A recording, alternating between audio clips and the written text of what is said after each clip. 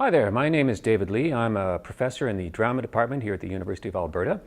My area of expertise is voice and speech, and one of the things that I cover, both with my students here at the university and with professionals out in the community, is dialects. Now, to show you how I do that, I thought that I would give you a 2-minute lesson on how to do a standard English dialect. And it's a dialect that is an upper middle, upper class dialect. So the first thing we need to do to find that dialect is to sit up and forward in our chairs.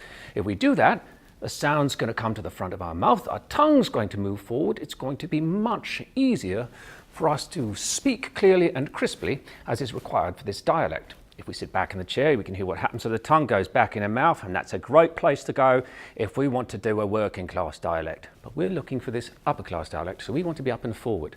So that when we're saying words with T's and D's, our tongue is sitting forward on our gum ridge, almost touching our front teeth, but not quite. That way, when we say little and bottle, we're getting the T instead of it sounding like little and bottle.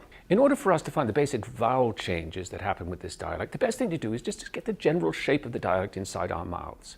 So I like to think of this standard English dialect as being an upright rectangle in the mouth. The way we find this, imagine you're speaking through a crack in a door. Right?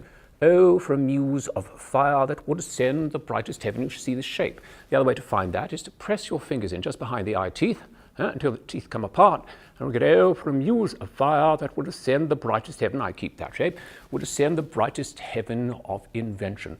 The other thing that will help me here is if I keep a little energy in my upper lip, right? And that will help me keep that shape inside my mouth. Now that won't help me with the great Canadian sounds I and ow, as in the words right and about, right? In order to get rid of some of those sounds, we need to take our Canadian tongue, which sits up in the center, we need to get it to go down a little bit. So what you can do for this is you take a hard candy, you put it in the back of your tongue, you speak some text, and you'll see if you can keep the candy there without it falling off. And that will keep the back of the tongue down. Now that's also going to help you when it comes to making R sounds, right? Because if the back of the tongue is down, then when you go to say the word car, you're not going to get car, you're going to get car. So you'll get hard, car, farm, and those kinds of sounds. The next thing I want to talk about is the intonation pattern, which gently rises and falls throughout the phrases. You can hear it's very musical, much more musical than the way we speak. It comes down softly at the end of the line. So very much the same as an American. American comes up and comes down at the end as well. The difference being an American has a hard landing, they come down hard at the end, and the British has a soft landing. I'm very happy to be here today. I'm very happy to be here today. The last thing to think about with this dialect is that quadrisyllabic words tend to become trisyllabic. So lavatory becomes lavatory, secretary becomes secretary.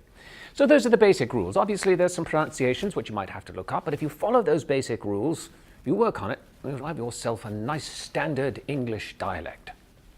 And once you've got that under your belt, oh, for a muse of fire that would ascend the brightest heaven of invention, start to play with some others.